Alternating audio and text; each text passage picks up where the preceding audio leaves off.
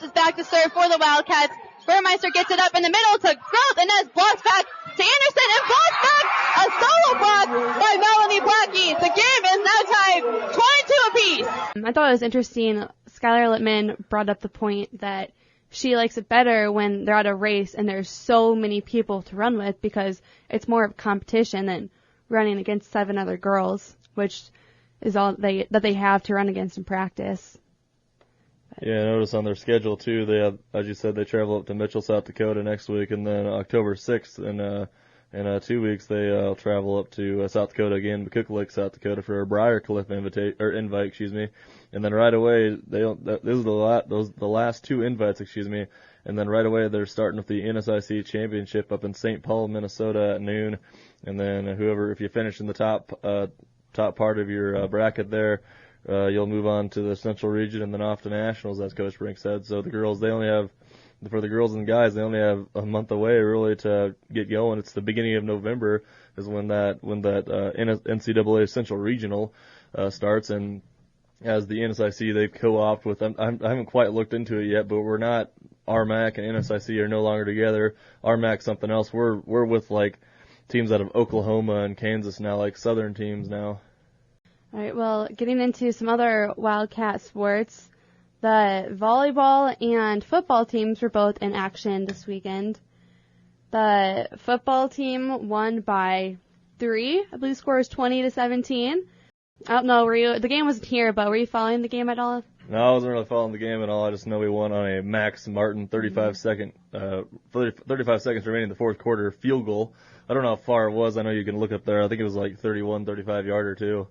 But when we had the home game, when Brady and myself were broadcasting the game, he hit inside of a 20-yard field goal in the second quarter to go in the first quarter to get 3 points on the board, and that was against Minot State University. And then in the third quarter, he hits a 35-yard field goal with the wind kind of going side to side. So he's been pretty accurate. I don't know, Sam, if you looked on there too on the eCampus page on the athletic side, if you just look at the picture that Max Martin has to kick through too, there's like 3 Bemidji State Beavers hands up there trying to block it. Yeah, they jumped pretty fast. Let's see here. During the game on Saturday, Wayne started off with the lead as Max Martin made a field goal with 3:56 left in the first. They got a touchdown, and then the game was kind of back and forth. It was 10-7 and tied at 10, and then Wayne scored again for a score of 17-10. It was tied, and then it was down to the last 35 seconds when Max Martin made that field goal to win the game. And I was at the volleyball game while the game was going on, but one of the girls I was sitting with, she was following it on her phone. So it was intense because we were watching the volleyball game. Welcome back to Rice Auditorium, where the Wayne State Wildcats are taking on Southwest Minnesota State. The Wildcats trail in the fourth set, 11-16. They are down 1-2 sets. Hobbs is back to serve for the Wildcats. Her serve is up, over, and into Burtmeister. Gutzmer sets in the middle to Groth, and Groth just finds on the right side, left side of Van Groningen, and she can't get there in time. Point Mustangs, and freshman Whitney Burtmeister is back to serve for the Mustangs as they have a 17-11 lead. That serve is out, sailed long. Point Wildcats, and Van Groningen is back to serve for Wayne State. 6 service errors now for the Mustangs, only on 5 service aces. Van Groningen serve is up, over, and in to Westby. Gutzmer sets it out to Anderson, and that hit the top of the tape.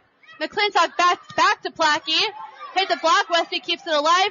Back to Groth, and Hobbs with an attempt, but not enough. Point Mustangs.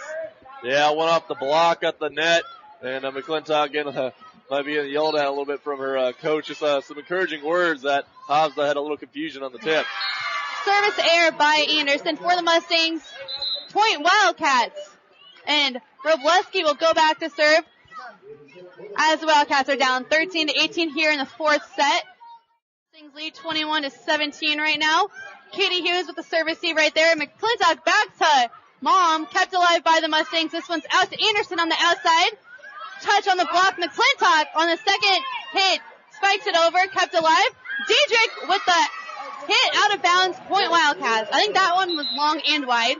Yeah, it's going to be a little long there, but as Blocky steps back into the game, so one of the seniors is back into the game usually at all times, but 21-18 now. The Wildcats trail with McClintock, left-handed jump-handed server. McClintock's serve is up over and in. Westby gets it up. Gutsmark to the middle, and Diedrich kept alive by McClintock. Van Groningen back to Hobbs. And Hobbs with the kill. That was close. That was a good job by Gutsmark, the center for the Mustangs, to get our hands on that and get the ball up. But the rest of the Mustang defense could not dig it out of the net as Southwest Minnesota State is taking a break, but they're taking a timeout, but we will keep it right here on 91.9 The Cat. McClintock is back to serve as the Wildcats are down 2 in the fourth set, 19-21. Anderson gets it up for the Mustangs. That goes back to Thiessen, and Thiessen hits it out. Another attacking error by the Mustangs. The Wildcats are now down 1, 20-21, and McClintock is back to serve, and the fans are now getting in this game. Momentum and emotion here in Rice Auditorium for the Wildcats.